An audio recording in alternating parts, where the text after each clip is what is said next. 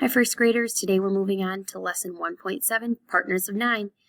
And we have Partners of 9 and Partners of 10 to do, and then we will have completed all of the partner lessons that we need to do. And I know this is a little bit repetitive and we are practicing these strategies a lot, but hang in there with me and we'll get through it. So what do you notice about the number 9? I see a 5 group and 4 extra 1s. Those must be a partner of 9. We'll find out.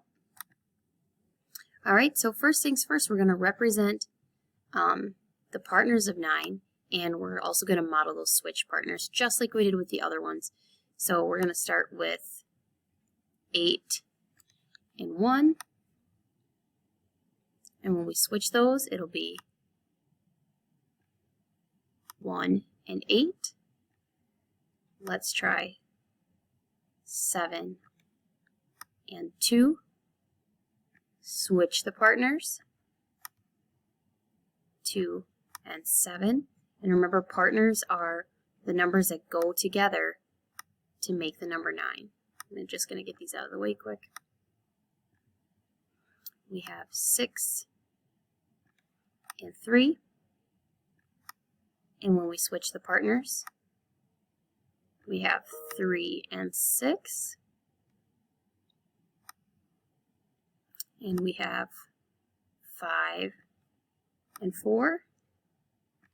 And then switch the partners, 4 and 5. And you might see a pattern here, 1, 2, 3, 4, and 9, 8, 7, 6, 5.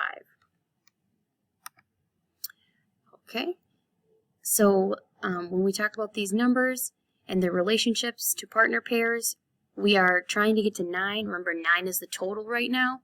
So whatever total we're using, that goes at the top of the math mountain. So right now our total is 9.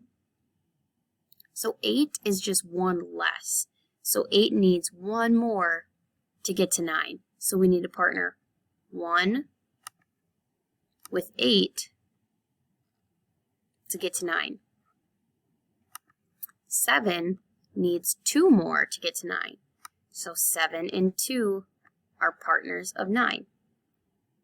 You might start to see the pattern, 3 and 6, and then 4 and 5. These are your partners of 9. All right, so we're going to relate those circle drawings to the math mountains and talk about the switch partners again.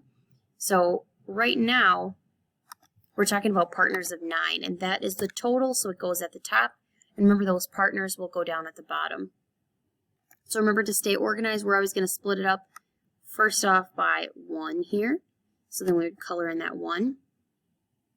Okay, we have 1, and what's 1 less than 9? 1 and 8. Good. Let's split it up.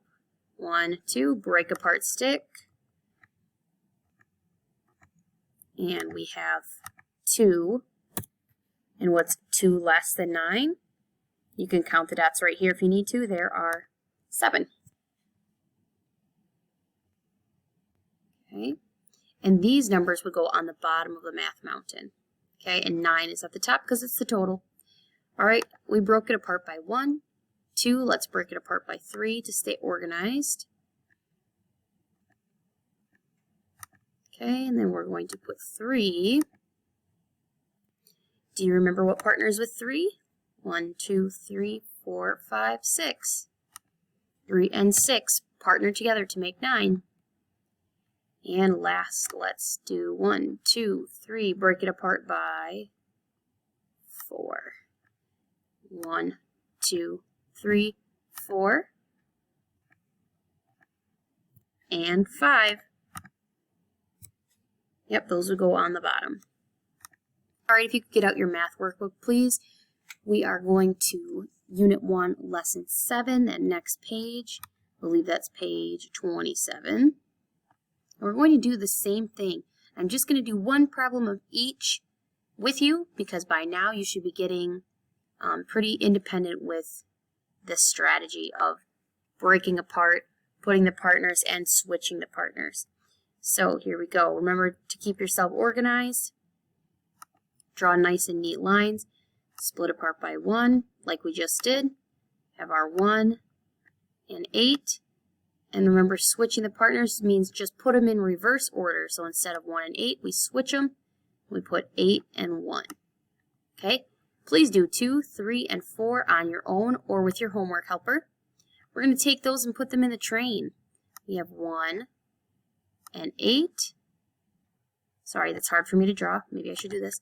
And then we have 8 and 1.